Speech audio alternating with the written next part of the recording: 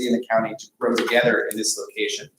That's what's been called for the hydraulic small area plan. And there's a great opportunity here to really build a major chunk of the street grid for the urban ring. Because I know this body is primarily concerned with transportation, but of course, as we all know, there's a very strong link between land use and mobility. And of course, some bits of land use information to share with you if you don't know about it already. The Great Eastern Management Company is looking to redevelop the giant shopping center at the corner there, 350 units. I've seen a preview of their second. There was press coverage that I think the image that was shown was kind of unfortunate.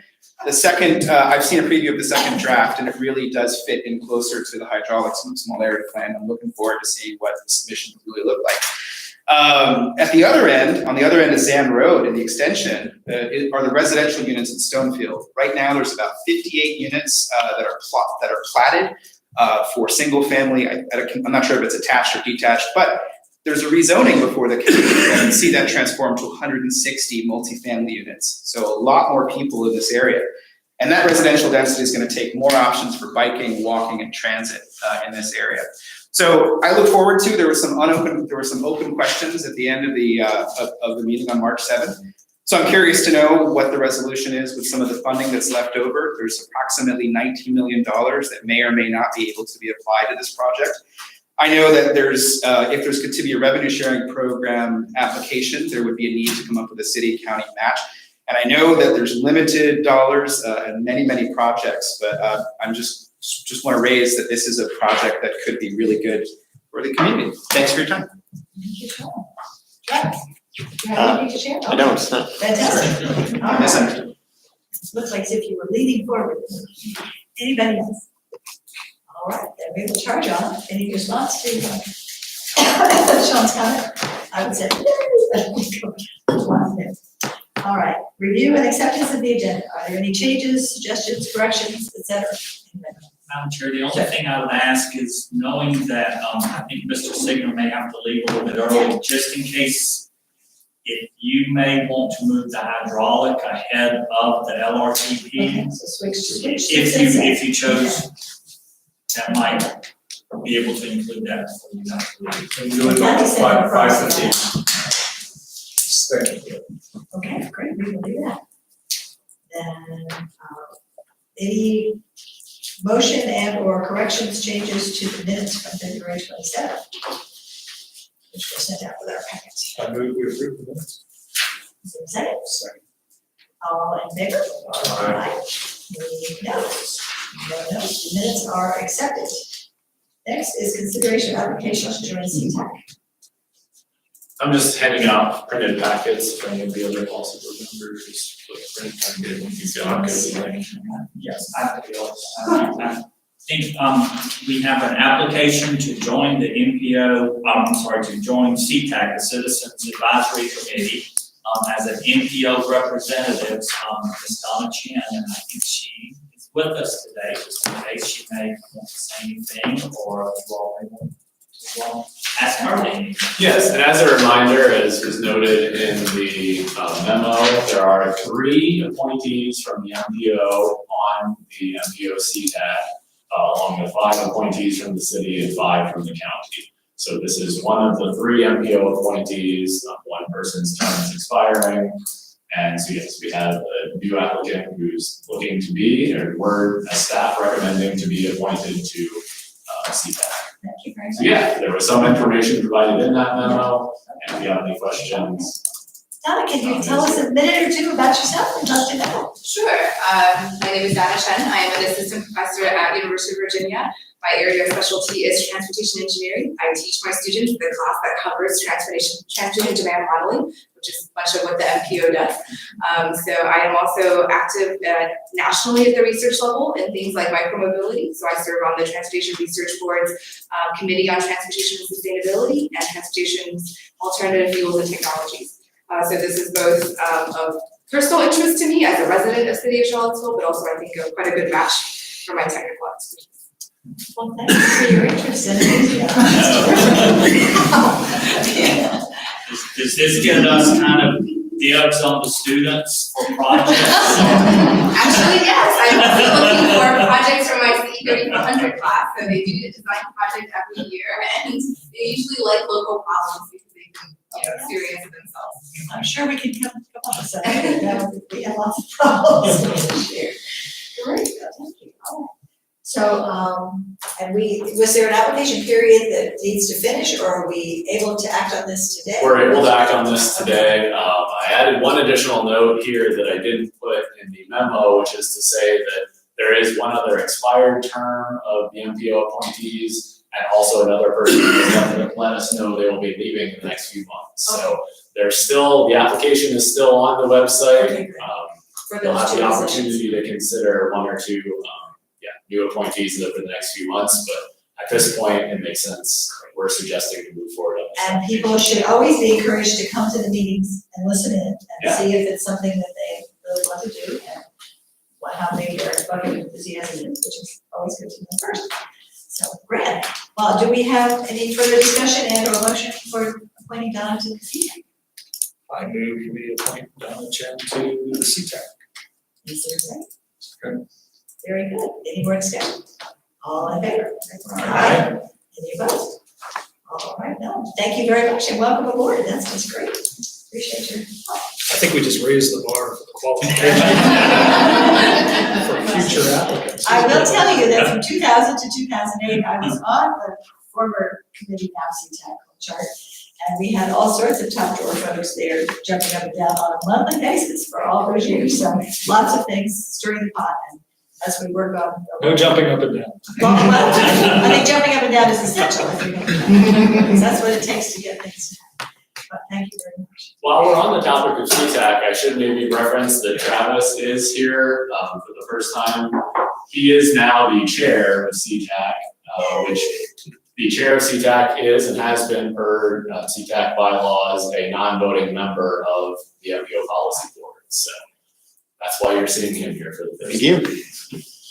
And sad you don't have Don Wells sitting next to you, who I sat next to for all those years looking at him getting involved. And you remember. It's wonderful. And we will be getting, Travis is the chair of the Citizens Advisory Committee, and Ann is the chair of the MPO Policy Board together sometime very soon. We've been waiting to fill the new position in the advisory, just to look at the role between the policy board and the advisory committee.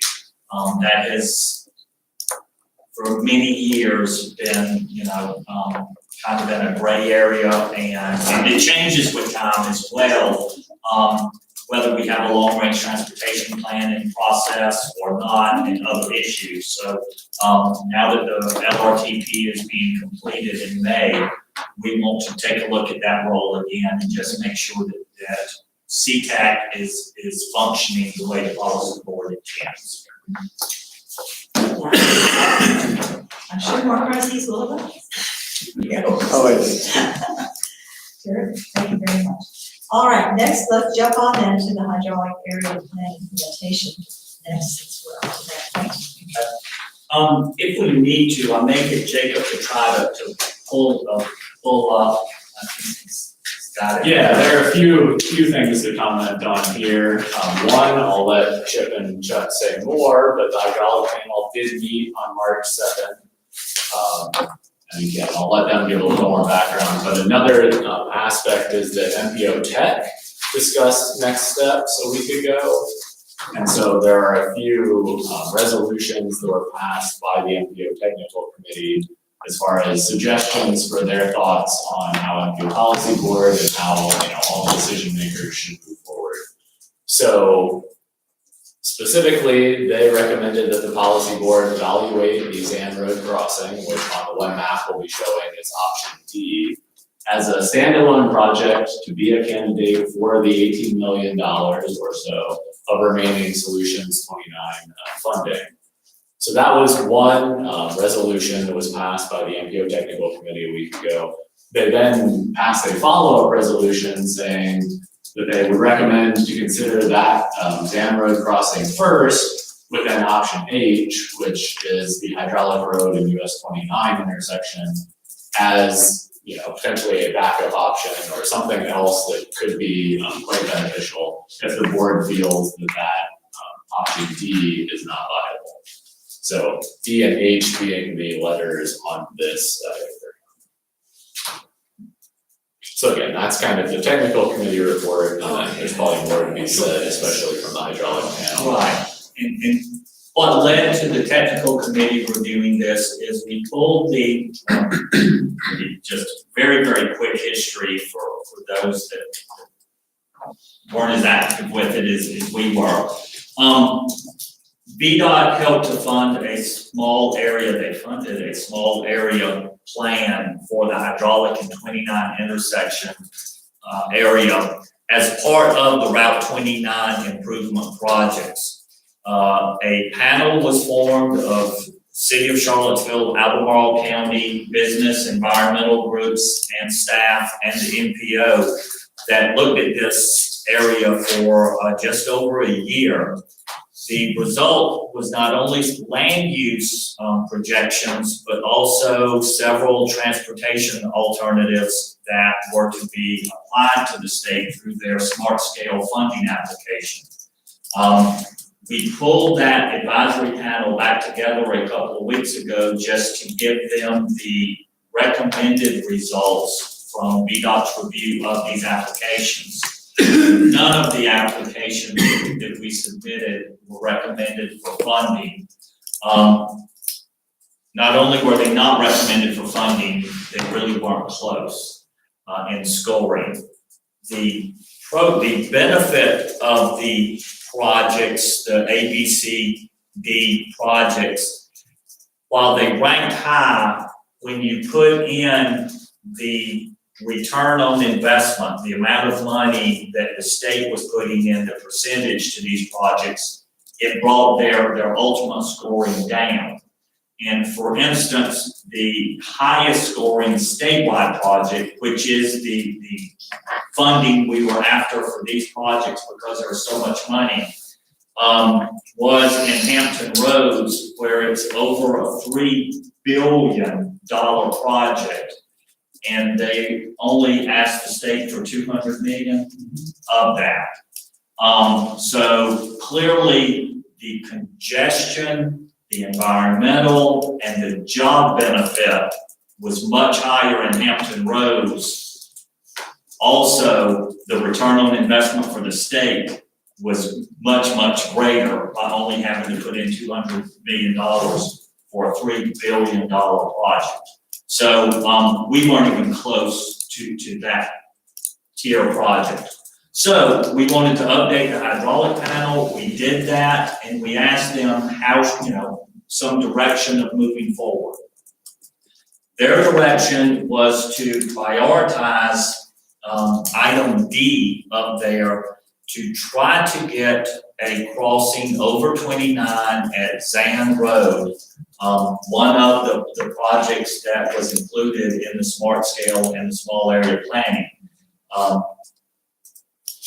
A couple of key issues with this is that, as Jacob said, from the bigger Route 29 project, there is roughly $18 million left in this fund. That is not a fund that is permanently assigned to our region. So at some point, if we don't come up with a fundable project, it's my opinion that it's very likely the Commonwealth Transportation Board will put this to a project somewhere else that will be moving forward. It will not sit there indefinitely for us. So the quicker we can get it assigned to a project in the Route 29 corridor, one of these projects, the better the chance is for us having it spent within our area. That money can be used as leverage, and we did in the smart scale towards projects, so it would count somewhat as a local match to what we would ask the state for in a smart scale application. I'm not really sure how it would work if we were to apply for a revenue sharing project where the local match is 50%, at least 50% of a project cost. I don't know if this would buy that down and the local governments have to then come up with 50% of the balance. Or if this 18 million would count toward the states, okay, it would be okay. So But if the bridge is 21 million and we have 18, we just find the other missing it'd amount. be the difference. But the project cost for D in the smart scale application was just short of $37 million for that project. The right-of-way is extensive because of businesses and business property that would have to be acquired. Now, let me say, On the these, east side, right? yeah, East side only? Both sides. both sides, both sides. So You're we're gonna east do a on the parking east and lot north, on the road the- on the west. West side, and on the east side, you're actually going through two businesses. Because it doesn't follow the same road per se, it basically goes through the car wash and then the building behind the car wash. Now, engineering has, final engineering has not been done on this, so this is a conceptual estimate, but it's gonna be pretty close. Unless we could, more engineering could be done that could find alternative ways to try to reduce the cost, but what we found is these are usually pretty accurate. So, this is the 60-foot curb and gutter, full sidewalk, double lane, everything. this is, What's the plan there as opposed to something smaller that's just. right, this is the bridge crossing that the advisory panel recommended so that it would have just as much, if not more, bike and pedestrian benefit as it would vehicular. It would create a feature rather than just a means to move cars across 29. And that was the real focus in the land use plan. That Zan crossing created a land use feature, which comes into play with exactly what was mentioned earlier with the Seminole Square, their residential proposal. This would help to complement that, creating a common space for people to walk and bicycle across rather than to use cars. So it is a wider, more landscaped bridge than you would see just for vehicles. And so if those numbers held out, and we were able to use the 18 million to buy down the 37 million, then you're looking at a $9.5 million local match for revenue sharing. The alternative to revenue sharing is to prioritize this project and move it forward and apply for it separately, putting the entire $18 million as the match for the next round of Smart Scale. John, is there any chance our money's gonna get away before the next round? Because I remember already talking about 12 months was all we had to mess around with. That was a couple of years ago, so I'm anxious about what so that's 2 more years we're talking about for the next cycle. Yes, we would be applying next summer.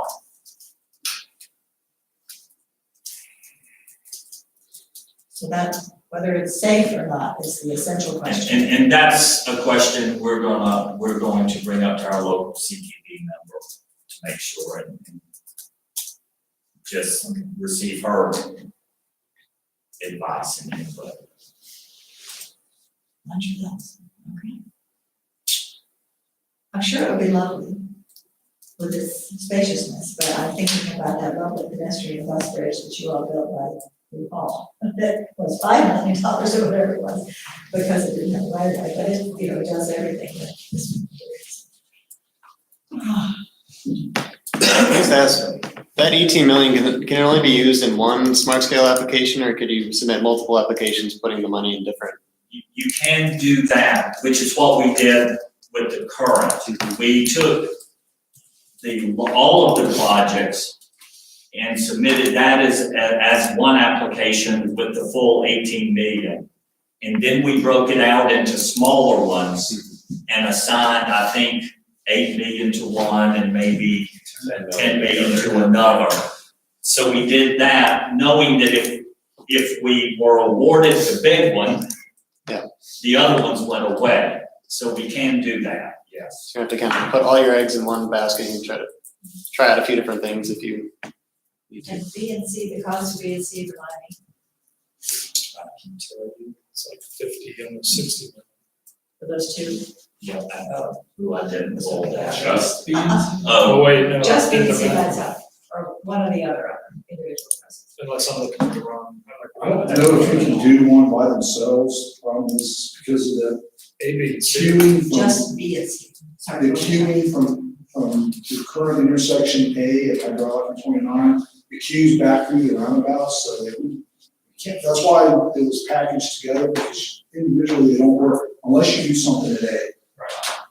So A, B, and C are A to basically a system. C is a system. Well, there was one school of thought put forth by someone, who I can't remember who it was, who said B and C should be done first to take care of the traffic while A was being worked on, so they obviously can do something. If you do if you do B and C together, you have to do some improvements at A so that you don't have the queues backing into the roundabouts. Otherwise they won't work. You don't have to do what you're proposing at A with the grade separation, but you'd have to do some sort of alternative, which is basically eliminate left turn movements at the intersection or something to actually reduce the queues so that those function and you don't have the queue. I don't think I'm alone, people coming south on Hillsdale never go right up to hydraulic to go south, they all go down to the light, the slip lane here at H to go around that way, just because it moves so fast, and the other one, 4 or 5 people is all we can get through, so you only do that once, and then you say, all right, yeah. So, Think about as through that long panel sessions to come up with, to try to address all the public concerns and the panel's concerns with how the roads are gonna function, and that's why we came up with these concepts that they agreed to. So we looked at a bunch of different scenarios, continuous flow intersection at A, and a lot of different solutions that they didn't move forward. And that's one of the alternatives we'll bring back to the policy board, just again, so that you can fully understand the options. Again, as a reminder, the preferred intersection improvements at A was the grade separated intersection. If you can imagine, very similar to Rio, but in the different directions, rather than north-south going under, this is east-west going under. There was one option that the panel looked at that was an at-grade crossing, called a continuous flow intersection. Similar to the diverging diamond at Zion Crossroads, but still different than that. That they did not recommend to move forward, but it was one of the 3 final options that it considered. And it was much, much more cost effective because you weren't having to dig down, your utility costs were much less. But with the panel, they had a lot of citizen engagement prioritizing pedestrian and bicycle crossings that intersection did not complement at all. It's a very hardscape intersection. And so you would actually have to cross, move over, cross again, to get across the intersection. But we'll keep coming back to you. I mean, this remains in the long-range transportation plan as the priority projects to submit. But we wanted, to come to you now just in case you wanted direction or assistance, if it were to be considered for a revenue sharing project. So the timetable for the first time we need to act on something is middle summer to get ready for this. I think, Chuck, they're revenue sharing moving. stuff. Revenue share is opens like in August. You close.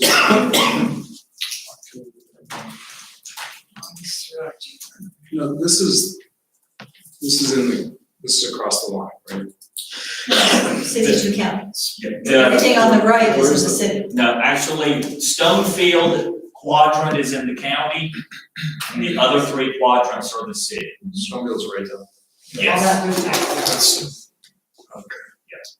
So the Zan on the other side. Now that crosses So, on, across. Yes. That's county. where D is the county, and you cross 29, and that's the city. Is there any planning that's contemplated for and rezoning and densifying or anything for that? It's already, It's all part of the places right now. it's all, there's already, across from the movie theater, you've got, you can't see it in the picture, but there's apartments there. It's already been, okay. There's already townhomes going up on the other side of this parking lot. And what it was mentioned was this plan, it's not there yet.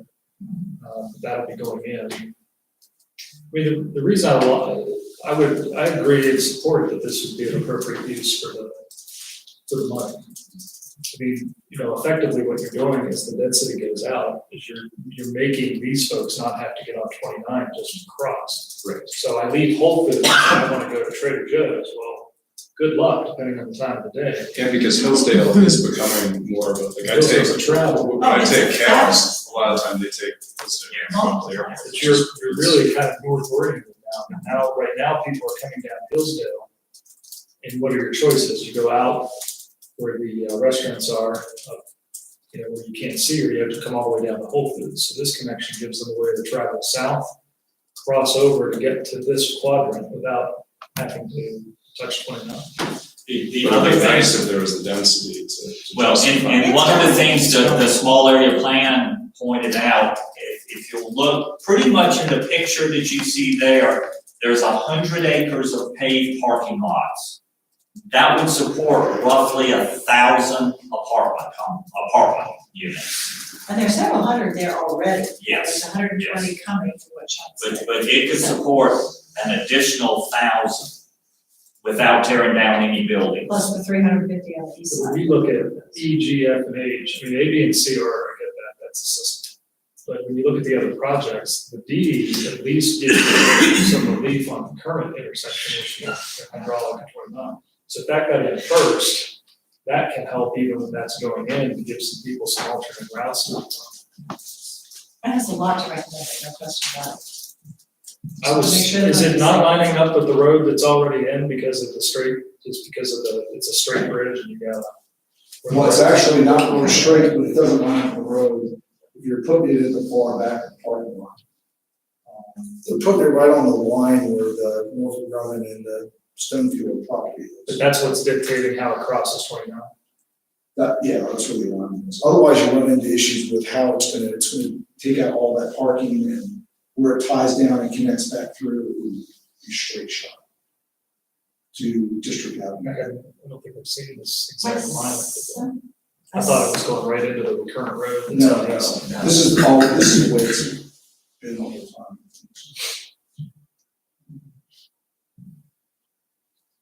And that's not in the ravine, south of Norfolk Road, or it is in the ravine. That's already parking. It's basically the edge of the parking lot, Right. where So the you're on driveway that, is. okay. So it doesn't go into the Norfolk Grumman lot per se, but it's right on the lawn. I'll say that again, where that road's now is already the parking lot for the Yes. Stonefield. So Yes. And I do think that there was some conversation that it would be so close to the property line, it may actually encroach into the Grumman property line. But, During construction. Yeah.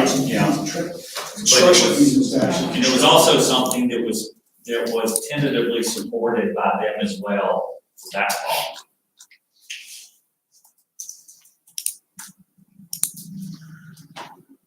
Because they had been involved in all the discussions and that, I remember that they were supportive. They were, Stonefield was on the panel. So we'll continue to pursue this, unless I'm hearing different. I don't know what else she uses it for, I mean, No, I'm very concerned that we fracture it and end up not, I've worked so hard and failed completely to get hydraulic into the 29 solutions because we just have partners in what to do. But we can't just further it away because it's just, it's important to finish the job. Can you remind us of what the, tech resolutions were, if there was a slide with the tech resolution? D and H. What's And the cost of that H? is pulling up the concrete and making the turn lane where the concrete median is. Well, there's, Turning on. H that can't could be- involve a number of different improvements at that intersection. So the city had actually submitted a smart scale application for that intersection. So yes, the primary road improvement would be increasing the length of that turn lane. But then there could be other improvements at the intersection, increasing the ability to go through that area, bicycling and walking. and there was a lot of improvements on hydraulic between 250 and Whole Foods. Multi-use trails and, doing some, lane reconfiguring to allow Mitchie and Brandywine better access in and out. Extension of the trail down to, all the way down to the bottom, replacing the bridge, extending the trail system from, along Meadow Creek all the way down. I mean, there's a lot of other things that were included in our application that, if you wanted to include those, and that was, it ended up being about $6 or $7 million worth of additional improvements. Beyond, in addition to the term. Well, what we'll have for you at your next meeting is we'll break out D so that you have the cost estimates for it. We'll break out H for you to take a look at. And possibly the F and G as well, just so you have some. That still is in city council's to figure out how they're gonna use all that land to get all that accomplished. So as far as being any remotely shovel ready and decision ready, it's not the same category because you all still have lots of deciding to do about what you're gonna do with all those businesses down there. So. I think, well, they accepted this plan, the city did, both the planning commission and the city council. So pretty much, I think all of these projects are at the same point now. Yeah. Now, what did happen was the city, part of the $18 million is $10 million that was originally earmarked for F.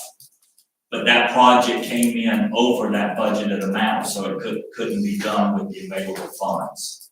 And it didn't include the connection at 250, which would have added to the cost as well.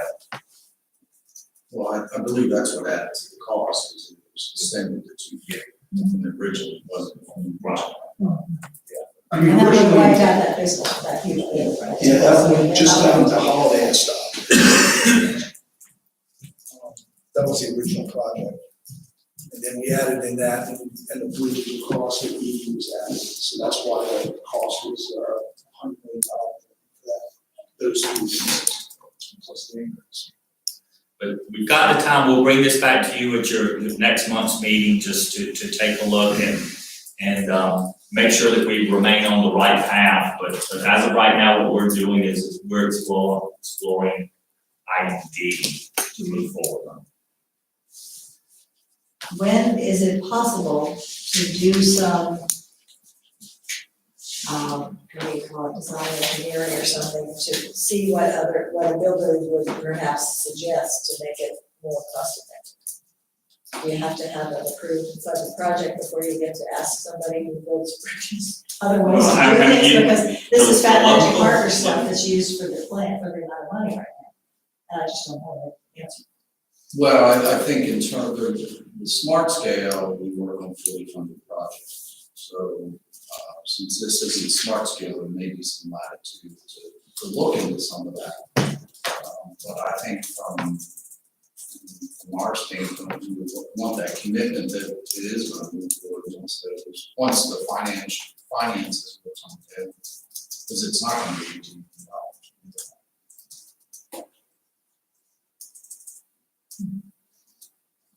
Okay. But I mean, you're talking about investment, you're get into the detailed survey, identifying utilities, and that's a lot of money to get to that level, so. And then if you throw it away, federal money will pay back. That's, as we all know. Exactly why I asked the question, Yeah. because I think there were others besides myself who gasped at least that. Yeah. Okay, thank you. That's just what we needed. So no action on that, we're ready for more homework. Very good, then we will now hop back to the 2045 LRTP. And they can bring us up to date. Yes, indeed. So first, a reminder of where we are in the overall LRTP process, very nearing the end, you can see. So the two items we'll be discussing today are looking at the project list and constraining the projects based on the available estimates of future funding. And then also beginning to compile all of the information from the evaluation that's been completed into the LRTP document. So again, just kind of looking at the timeline of the more specific evaluation that's been completed for roadway and transit projects. We are in the point where we're finalizing those constrained and vision lists. So the lists have not changed much since a month ago. We want to make sure to get your feedback on them again. And as we've been emphasizing for a while now, the project needs to be on some list to be to have a smart scale application put in for it, but it does not need to be only on a constrained list. There's, the goal is to get regional in nature important projects in the LRTP on a list. Constrained versus vision list is not as essential as it has been in previous LRTPs. So as far as the constrained amounts, these are the same numbers that we've showed you in the past. So in the LRTP, we're constraining with an estimate of 126.9 million for roadways, 82.3 million for intersections, 43.1 for bicycle and pedestrian improvements, and 101.7 million for bridges. And I do want to provide an explanation, a little bit more detailed than we have in the past, for how we came up with these numbers. So for the smart scale number that is being used for the roadway, this was estimated based on the performance of the projects within the MPO in smart scale rounds 1 and 2. So we took the dollar amount that was allocated to the region for each year from those rounds and took the average of the 2 rounds. And then, since that's what, as we've experienced over the last number of years, we did get estimates, projections looking forward from VDOT, and those showed the funding decreasing dramatically looking into the future. So we didn't say, oh, we'll get a certain number or, X amount of money every year, like we have been with Smart Scale. We reduced that by what VDOT had projected the overall funding will go down by. So it wasn't saying things will continue exactly as they are. It was saying things will continue, hopefully we'll continue to do as well in future rounds of Smart Scale. That's the best we can estimate at this point, as we have in previous rounds, but also there will probably be less overall money available. So we decrease the predictions based on what the information VDOT provided us for how that amount will be decreased. So that was for the roadway section, how we came up with that 126.9 million amount. For intersections and bicycle pedestrian improvements, so that's the HSIP program for what we're kind of equating to intersections, and the TAP program for the bicycle and pedestrian aspect. We projected to maintain the same funding as in the current TIP. The fiscal year 2018 to 2021 tip. And then finally for bridges, the state of good repair funding, we use the estimate provided by VDOT. Yes. The bridges is for maintenance of existing bridges only, is that right? Is No, it, can we if it's for major, no, it's for major rehab. Okay. So it's not, it doesn't include capacity. It's just if you have to rebuild a bridge because of condition. Not not routine a maintenance. The question, Jacob, in terms of the state of good repair, was that before or after the municipal bridge build provider infrastructure? These were the numbers we got a number of months ago, yeah. We gave them the bridge, the bridges and the, amount. And I mean, I don't know. But that- Yeah, at this point- Information that we have anyway, but. We did not actually constrain the bridges, so we could very easily change that number. I mean, obviously, if there's a more appropriate number now, we could. No, I mean, there's no new information with it today because they're talking about sucking out that, some of that fund for the public infrastructure. Just larger, you might get that.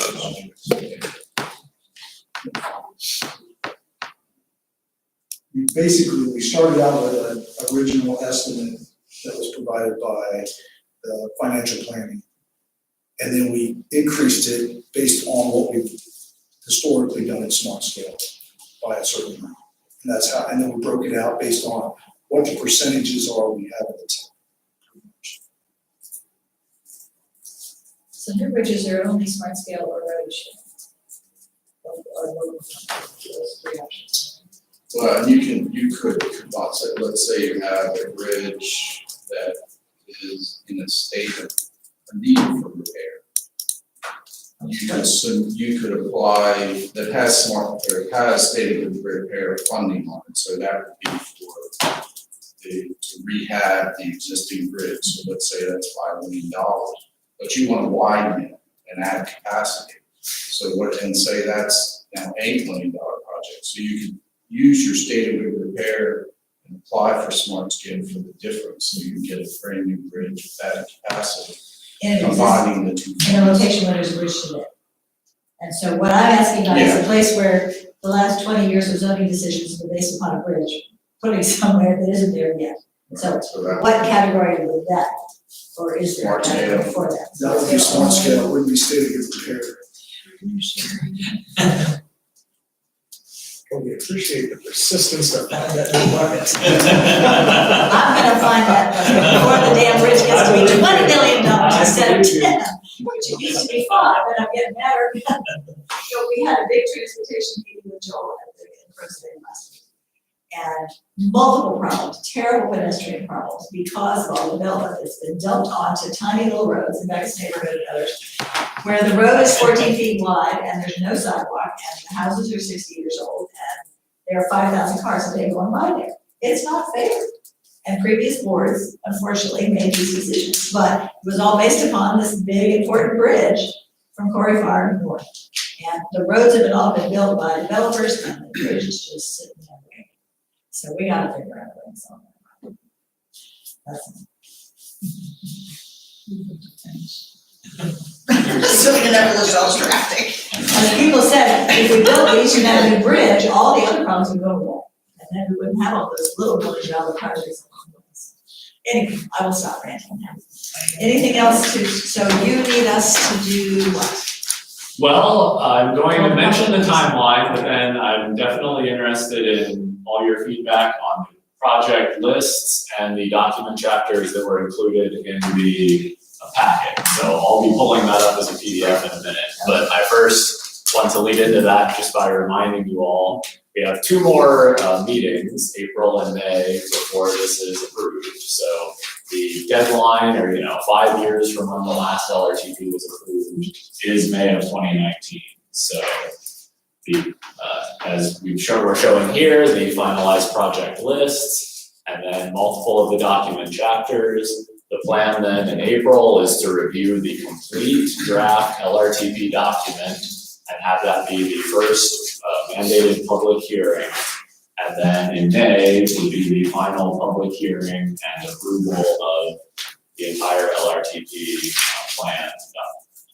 So that is our plan, that is the roadmap for the next few months. So this being March, we do have the finalized project lists and multiple document chapters that we're looking looking for any comments that you all have regarding.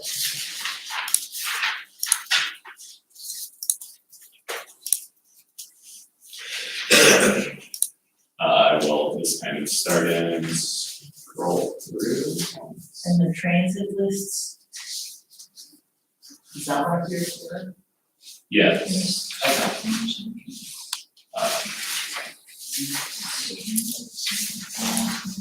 Yes.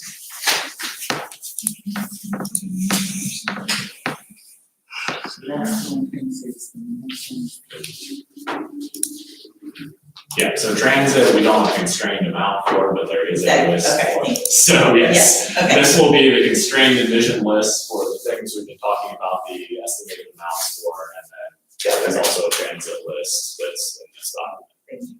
So starting with the roadway constraint, this hasn't changed from what we discussed a month ago. Between the roadway constraint and the intersection, constrained, we do indicate all of the projects associated with the hydraulic and 29 plan in the constrained list. Other than that, you can see here the remaining phases of the West Main Street multimodal project included in the constrained list, and the extension of Hillsdale Drive north to Rio included in the constrained list. There aren't any comments on that at this point? I guess I have a hair-raising question. Yes. So if the county and the city decided on their own that they wanted to take one of their projects on here and take some money from it to put to the Zandale Bridge, we would have the right to do that.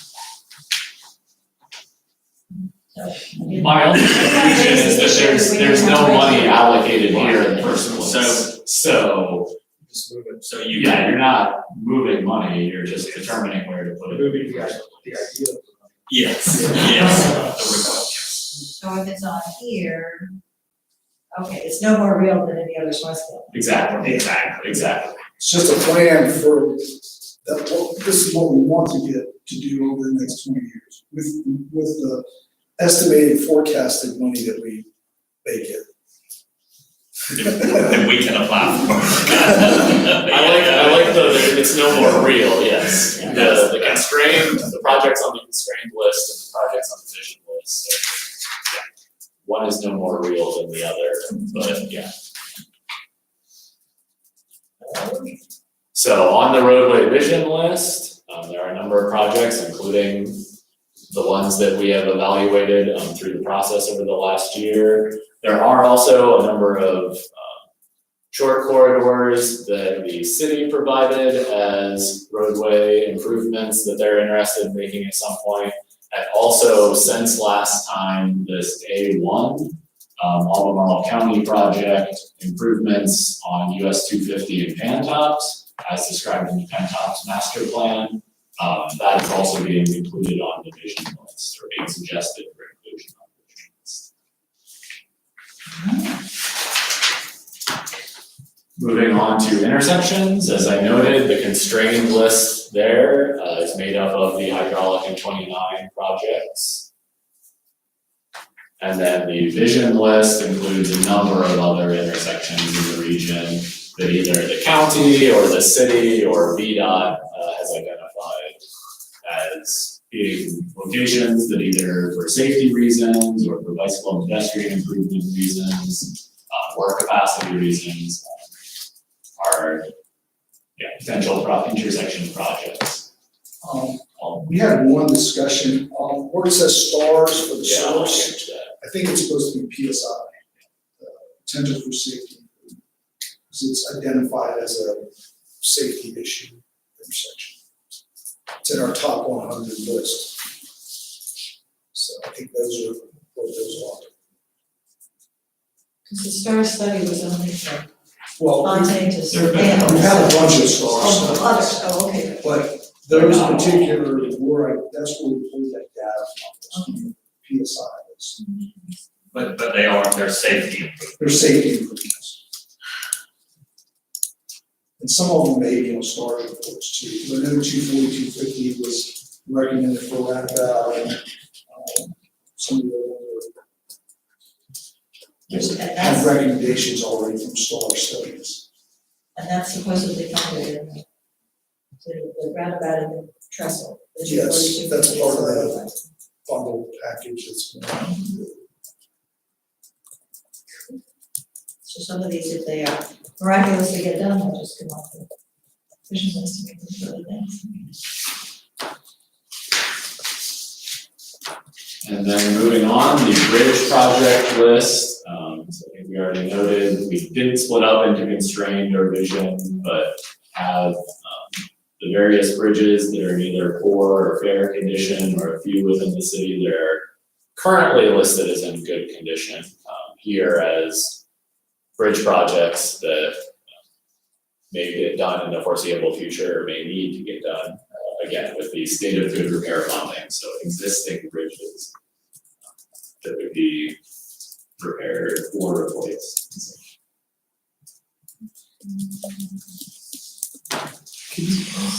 Jacob, can you go back to the prior slide? Yep.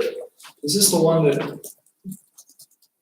is the Burnley Station Road number 3? Is that supposed to be Route 29 Burnley Station Road? That sounds right. Is that the I one know I a flagged one couple, last time, I think that might. yeah, I know there had been Lewis and Clark Route was, 250 Burnley Station. yeah, Lewis and Clark was an issue that we got rid of, but I think that's. So it should just say it's just a typo. Yeah, thank you. What would, at Monticello and Ridge, what's that? Oh, sorry, Cello Avenue. Cherry and Ridge, and Monticello and Ridge, do you know what those? Do you mean what the improvements would be? Let's see, it's Cherry and Ridge that it was the smart scale application this last time, Cherry Ridge, Fifth and Elevated. Do you know what would, Sorry, what would the project do? We Yeah, have two projects in the area, so one that we have funded is for pedestrian improvements only. And then another is for vehicular improvements for operations, particularly in turn lane from, I believe, Cherry, taking a right onto Ridge, Fifth Street. Those are funded? The pedestrian, I believe, is funded, the vehicular is not. Just because we've heard a lot about safety on bridges.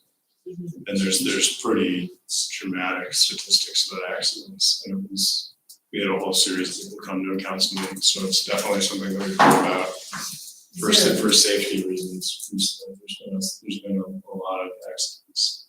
I think farther down, as you get toward Harris. We have a but- whole corridor again. Yeah, but the corridor study Yeah, was, didn't this come from the study that was just recently and it completed? was really well received by council, I mean, so I think that's our priority. We have the corridor study that's included as the roadway improvements that obviously are multimodal. And then from this, we pulled the top 29 projects, I believe, from the streets that were studied. Is there a place you can go to get this, the definition of each one of these projects? I mean, some of these are more developed than others, so that was a smart scale application where you can dig into the smart scale portal, which is public, and find it. Others of these, I think, would, you would have to You would just go have to ask the back. right person. Yeah, well, I mean, if you see City of Charlottesville, you can maybe search that. I mean, finding the streets that work document would be easier, the easiest way, but I'm not sure, we have not indicated currently here. Okay, I mean, I'm Yeah. asking for a citizen. Yeah, I'm saying this is indecipherable to an ordinary citizen person and to me too, so in the old days, we used to take more pieces of paper, there was a little paragraph with 3 sentences and set up what each one was. It would probably be wonderful to see somewhere. I think the last, these were just identified as a need for safety improvements at all these intersections. So that's as far developed as they go. Right, I mean, some of them are more developed, but And yeah, that's, I wouldn't. if they went into the constrained piece, we'd have to have a cost estimate for the ones that would go to the constrained. Yes, I'm just. We did run into with the Route 29 project. a case where the ambiguity was beneficial. With Berkmar, there was a question of whether the LRTP called for that to be 2 lanes or 4 lanes. And so if you limit it in your LRTP, then you may be limited in your application for funding for it. Where if it just says we want to do improvements from point A to point B, you can kind of make the argument, whatever the end design is. Let's say you get away with building it with 2 lanes would be a possibility, easily widening to 4. I think So the the cost engineers- estimate for it based on 2-lane road on 4 lanes right away, that's how the cost estimate is done, instead of a full estimate for 4 lane right away. You have to confirm in the long range plan, the whole one.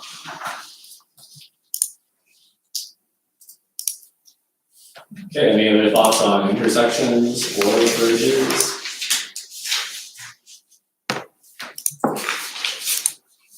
We'll move on to the bicycle and pedestrian constrained list.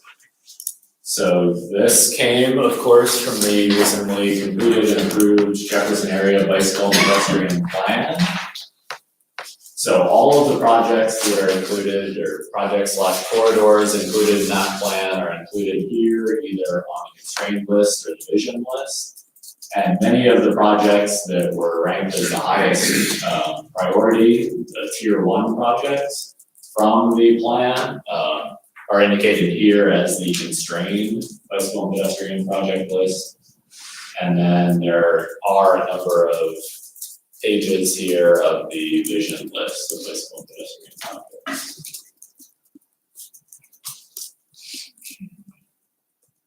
And is there a little map that shows where all those are? There is.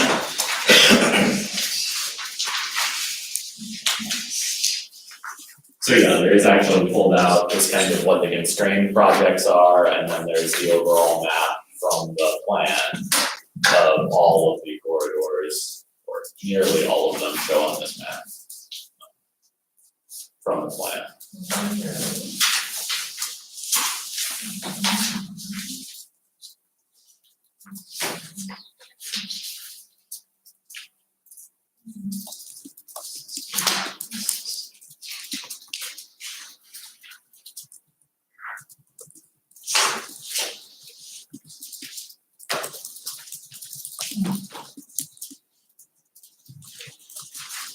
Any questions on any of that?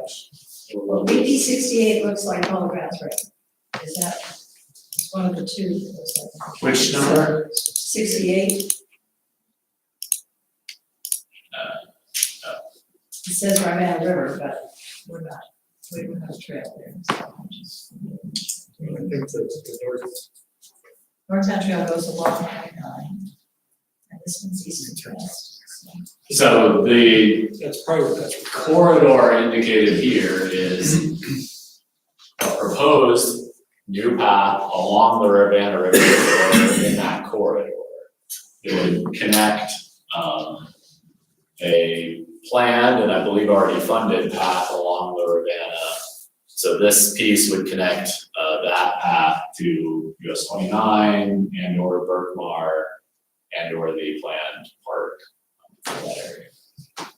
Does that clarify? So yeah, it's not along, I mean, it could be along the. Well, that's the only place It's to the do it. corridor. There's wetland on one side and cliff on the other, so there is more. So that's- Unless you build something really, really big. Okay, well, good. I mean, yeah, that's a likely area of study is, you know, the regional plan did not get into that level of detail.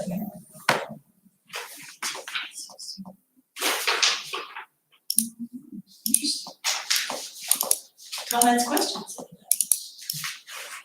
So that was the bicycle and pedestrian piece, and as I noted, the transit piece is then here as well. So multiple transit projects have been evaluated through this process.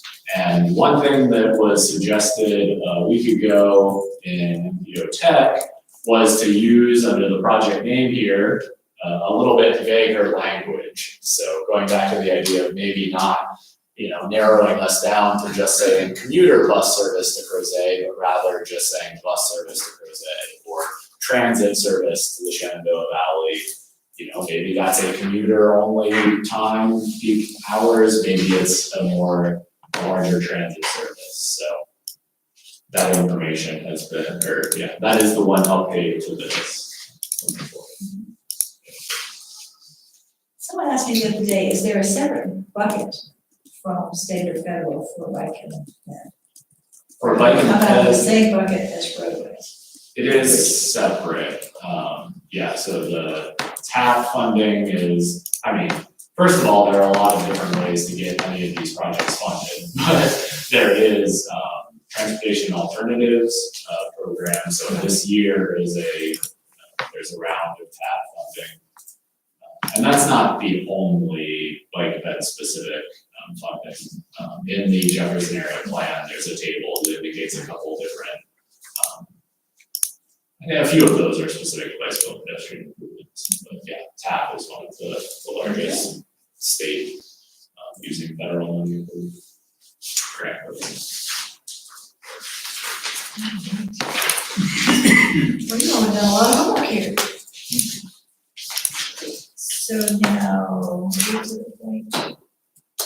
We do not have a public hearing today. Correct. Still no, okay, Yeah. let's check. So as far as overall thoughts on the chapters that are included here, I don't want to go through page by page, but I have included what's going to be the first 5 chapters of the plan.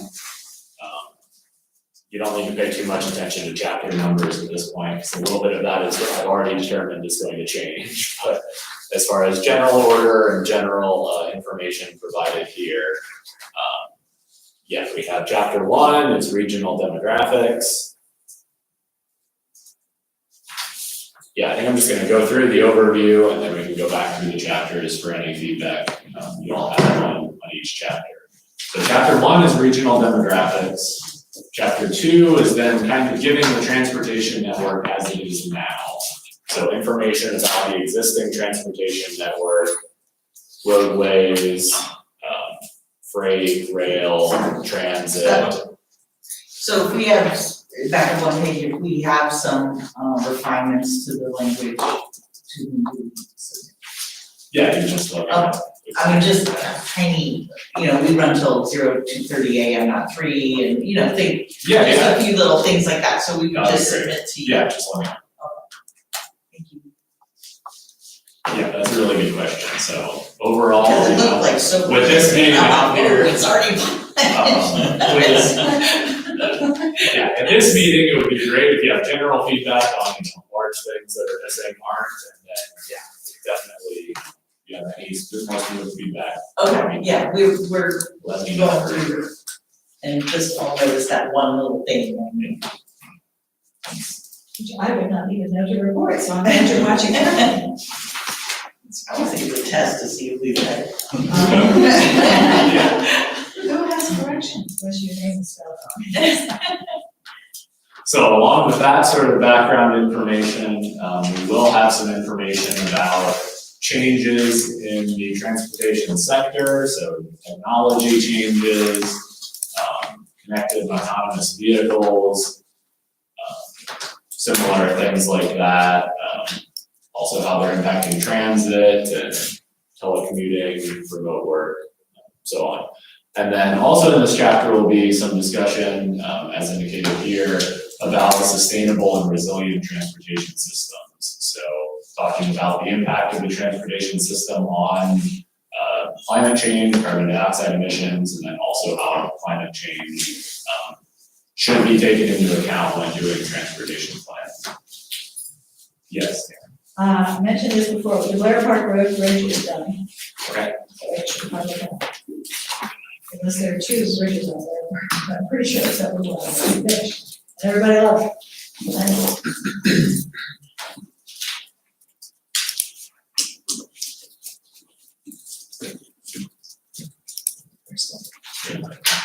Yeah.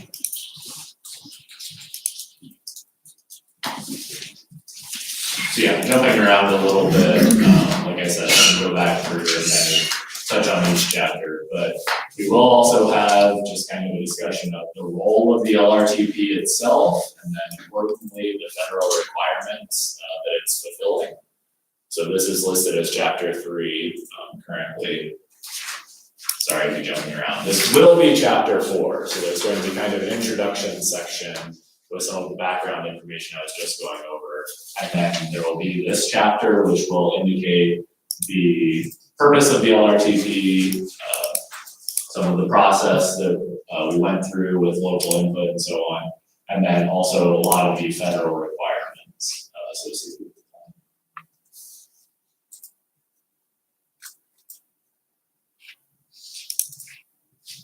And then there will be a chapter on transportation deficiencies. So this is more of the assessment of roadway congestion, of access to the transit network, access to bicycle and pedestrian facilities in that network, and so on. So those are the chapters we have now, and like I said, we can go back through them here and get a little more in-depth feedback if you'd like. The additional chapters then will indicate the roadway and transit evaluation that we did within the last year or more. So indicating the goals for the LRTP and then how those fit with that evaluation was completed. Then information about the bicycle and pedestrian plan and how that fits in. And then the bridges and intersections, that will be a chapter, those 3 elements. And then all of the lists will be included in the final chapter, the constrained and vision lists. Okay. Yes. Of the recent effort with Kat and John to combine their TDP plan, TDP. So is that, how do the findings from those exercises show up in the transit list or in this LRTP? Because it doesn't seem like they're aligned. Well, there was some alignment from the beginning in that, I mean, you saw 5 transit projects, and I believe at least 2, if not 3 of them are, at least the last version of the TDP I saw, by my understanding, they're not complete yet. Right. But, were, by my understanding, going, so increased bus service to Pantops, by my understanding, potential change in the routes there. Yeah, maybe it's just, I don't know. Is a it's gonna be suggestion in for those the TDPs, TDPs. but The it's more of a increase. philosophical question of how they align. So yeah, I mean, I think that's a good point. I mean, if those are complete or publicly available. So the TDPs are going to be changing in the next year. We're going to be rolling out, they're going to be transit strategic plans. So they should be aligning with what we have in the LRTP, but there may be differences. They don't have to be completely the same. So the big thing about TDPs is that for the urban areas, they will no longer have them. Only the rural areas. So any urban service with more than 4 vehicles is going to have a TSP. So. And how does that line up with the RTP and all that? It should inform The it. next one. Yeah. The next one should inform the LRTP, but it doesn't have to be exactly the same. There's no requirements that they have to be exactly the same. Okay. But if you do want to do smart scale, they usually have to have some alignment with the transit strategic plan, or if you want to apply for the merit program and DRPT, you'll also have to have that in your strategic plan as well. And you can do annual update letters if there is something that isn't in the TSP that you want to do. Okay. I mean, just because, Oh, no, it's both urban and rural. Yeah. As we move this RTP forward, it's a mixture of both, and wouldn't want this to, it just seems like the more it gets aligned, the more powerful the priorities become, because everybody's saying the same thing. And I think the timing for us is very, very good with the state. We're moving to a strategic plan. It is. Will align with what we've been trying to do. So for us, the timing is really good. Mm-hmm. For this, the TBPs that were just done for Cat and John have not been adopted Therefore, the only thing that was added to the LRTP was just the comments Okay. from the two agencies, not referencing it back because the TDPs really don't exist. Yeah, that's true. They don't exist. Until they're Yeah. adopted. Yeah. And so that couldn't be just transferred into this, but the alignment next time should be very close Mhm. because you have a strategic plan, which I think right now is scheduled for 2022. Might be a little bit later than that. We were hoping for earlier, but We'll talk about that. We'll talk about that. We might be able to do that. We'll see.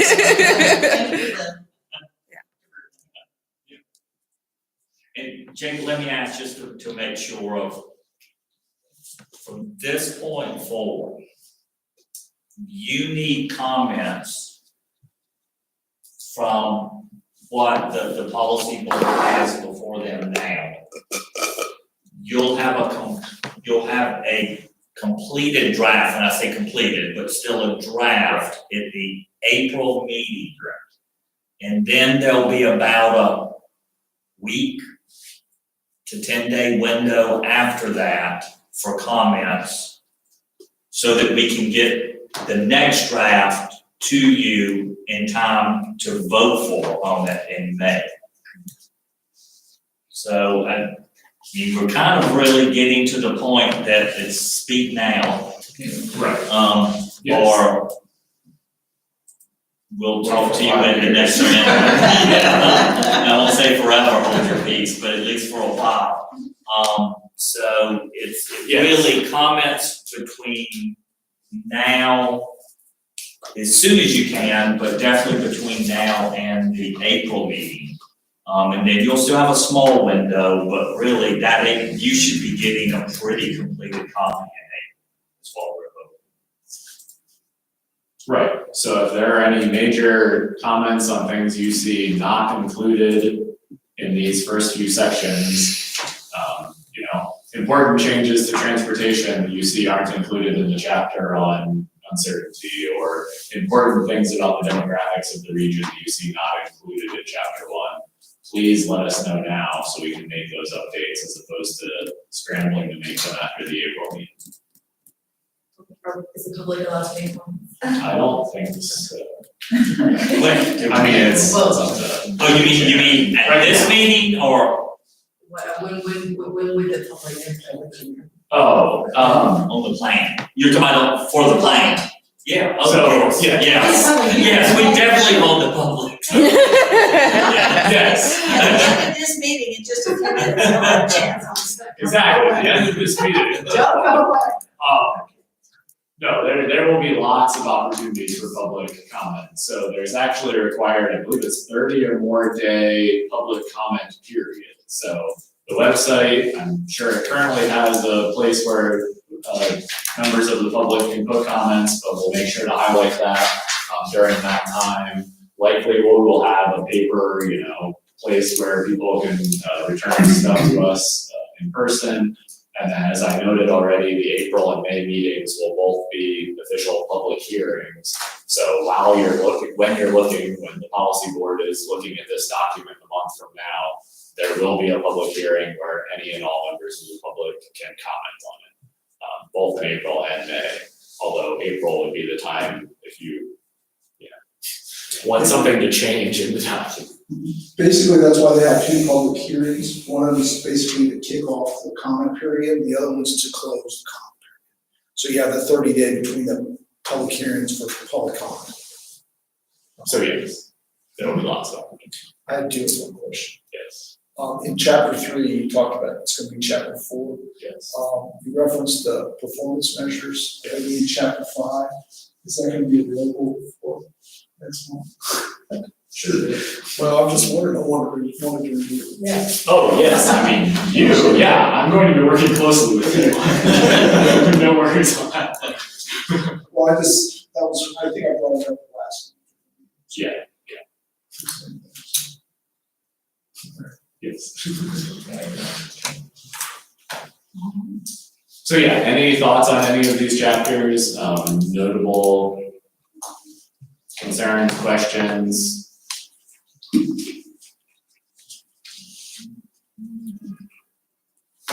Okay.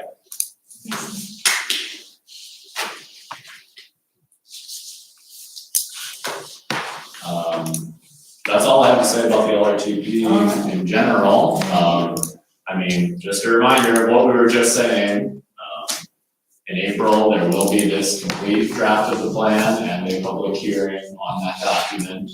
And then, yes, indeed, you know, that feedback we receive at that meeting, we'll be able to, make those changes over the week or 10 days after that, and plan to have the, truly final draft of the plan posted online for this, the remainder of that public comment period.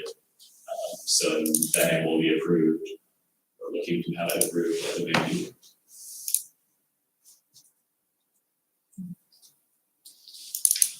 Okay. Thank you. So next we have staff reports. The first one is Rosemary Bicycle Head Plan. Yeah, so the update there is fairly minimal. Importantly, the PDC approved it earlier this month. So it has now been approved by both the MPO and the PDC, the regional planning organizations. And moving forward, we are on the schedule to present this to Albemarle's Planning Commission in early May. I know we're also working to get it on the city's agenda, in City Council's agenda in May.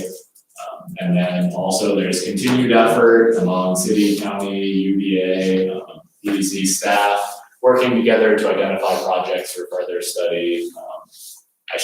VDOT staff should be written on there too. And, working to coordinate a general timeline for funding applications for the projects that are in that plan.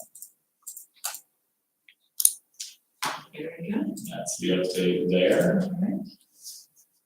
And then the Regional Transit Partnership, another meeting tomorrow. And then there was an event last month.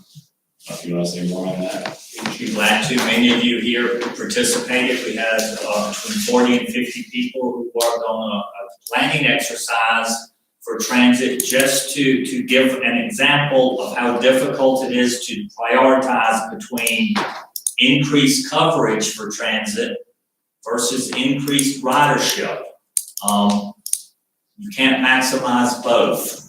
So you have to fall somewhere in the middle in prioritizing which is more important for your community. And we did it by giving a group of people X amount of strings, which each string was a bus. Each one was longer than another, which represented the time frame between buses, and let them put those on a map, trying to meet their coverage and ridership goals. Very, very positive, very good response rate from that.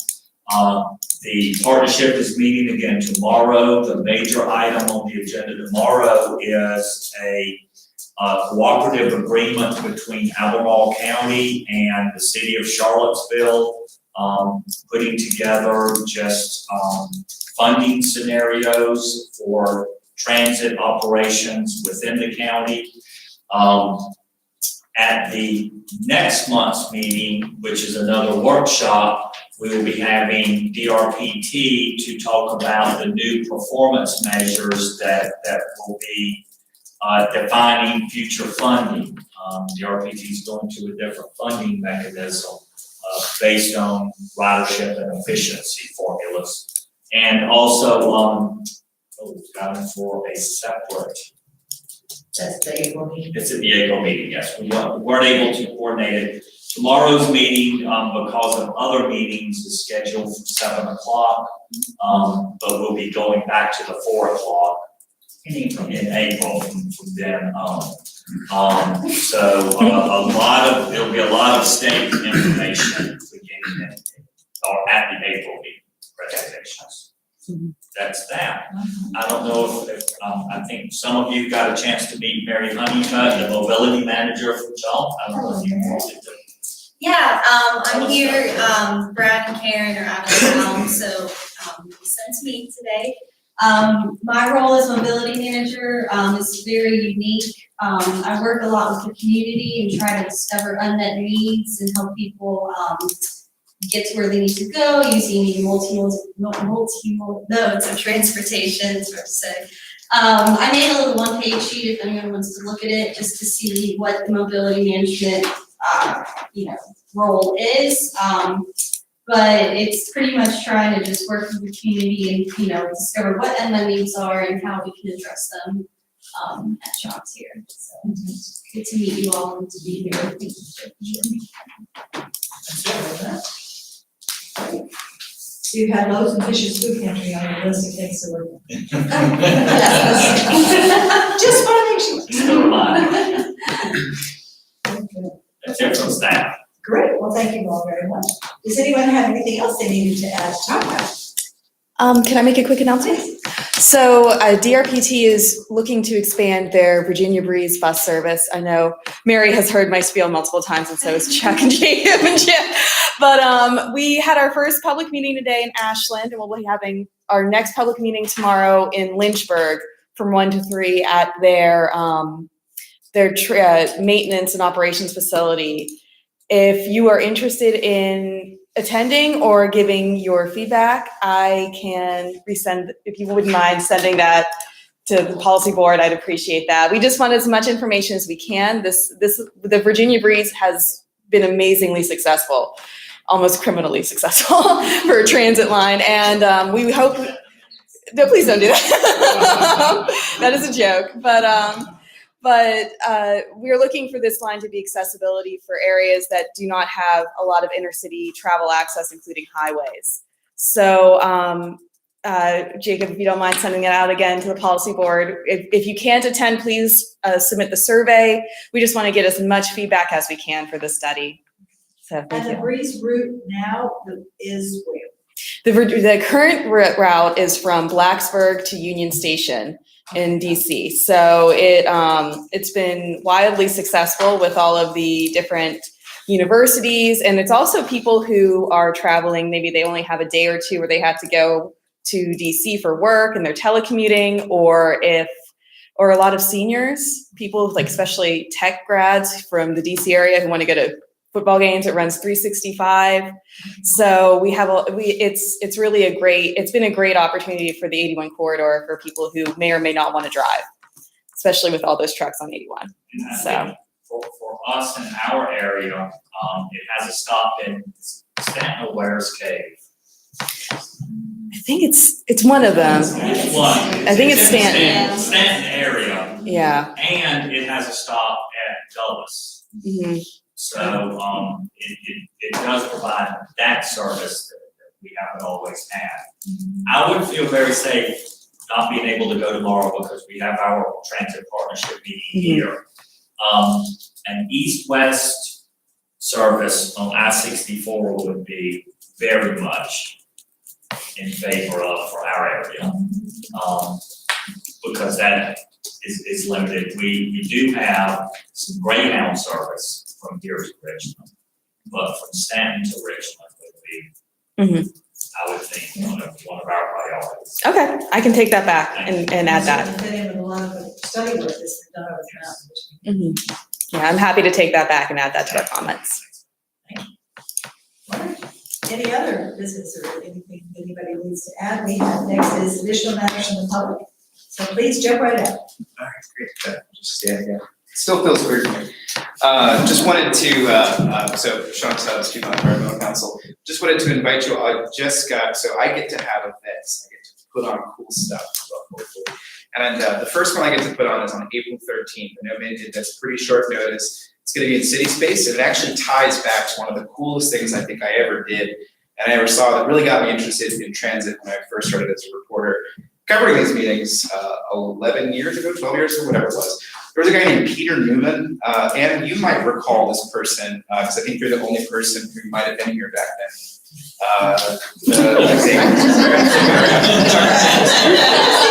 Well, at this meeting, so Peter Newman is he's a professor of sustainability at Curtin University in Perth, Australia. He spoke at the MPO about something called travel choices, which is something near and dear to my heart as someone who really is passionate about transit. But this time he's not talking about that, although he's going to be in town for that. I'm looking forward to seeing how I can work, hopefully, to help rideshare and others try to figure out how to get more people on the buses, and transit, and just, we're not going to build our way out of the congestion that we're seeing here in Charlottesville and Albemarle as we get more and more dense. But Peter Newman this time is going to be talking about, it's a concept, and I'm going to send everybody an email, called trackless trams. Now, this might not necessarily be the solution for this community, but it looks a lot like bus rapid transit. It looks a little, some of the autonomous features are things that might be on the new Tony system that's happening in Crozet with collaboration from the county and Bruin Robotics. So I'm going to send you guys an invite to this April 13th. If you guys can send it around to other people who might be interested. What I'm hoping this can be as an opportunity is just to find out a little bit about this technology. Again, I think as we start planning our land use and transportation, bus rapid transit may or may not work here, but this may or may not. This is an opportunity for everybody to learn about it and sort of see what we can come up with. And of course, I'm also, I just also want to report that I think we're also in a really good time for transit. I think we have a lot of opportunities with a lot of new players around the table, a lot of different tables, to really start thinking how we can really integrate. And in that spirit, I finally bought a bus pass and I'm putting it to use. And, so I have gone car-free 4 out of the last 7 days. So I thought I'd report that. Thank you. That's great. Yeah, I think someone around during the whole 29 solutions that brought up the term pretty fast bus, not bus fast, pretty fast bus, which is sort of what we have around here. That's all right.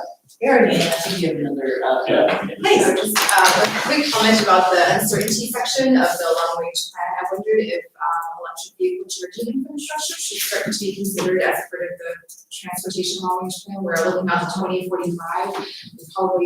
This is one of the leading areas in EV adoption around the state. We're going to be looking at a significant percentage of those vehicles at that point. And so I know this infrastructure right now is some of it's public, some of it's private, but at some point there should be a cohesive vision for where that coverage should be. Also, that was one of the key issues that CTAC brought up the other day too.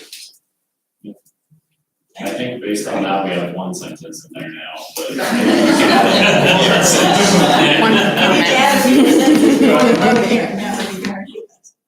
She's giving you the text, right? Anybody else? Travis, please.